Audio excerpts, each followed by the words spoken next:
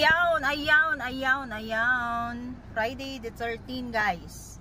October 13, manunundo tayo ng Bulinggit. Ayun o. Ayun. Kamusta ang inyong Friday? Alam ko ulam nyo guys. Munggo.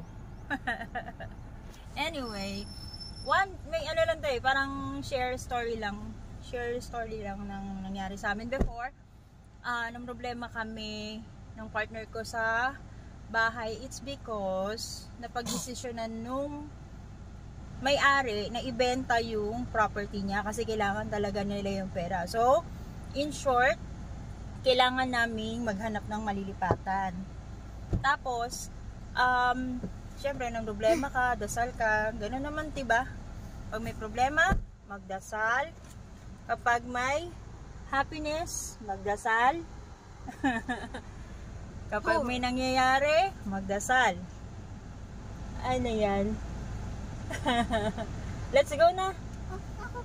Ayun na. Wait lang. So yun, nung problema kami ng partner ko, saan kami lilipat. And then, naglakad ako from bahay papuntang shop. Hindi naman ako usually nag-stop over sa 7-Eleven kung hindi rin lang importante.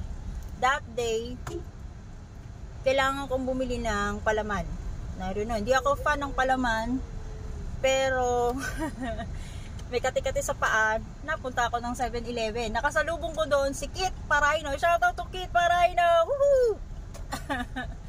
Ang sabi niya sa akin, Madam, maraming foreclose. Silip ka lang sa website ng Pag-ibig.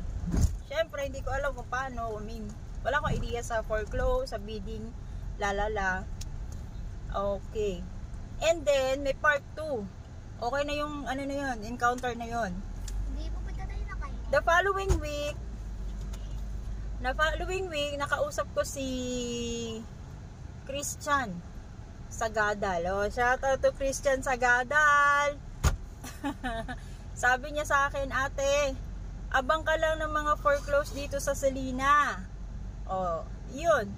Abang ka lang ng mga foreclose, silip-silip ka lang. Marami dyan.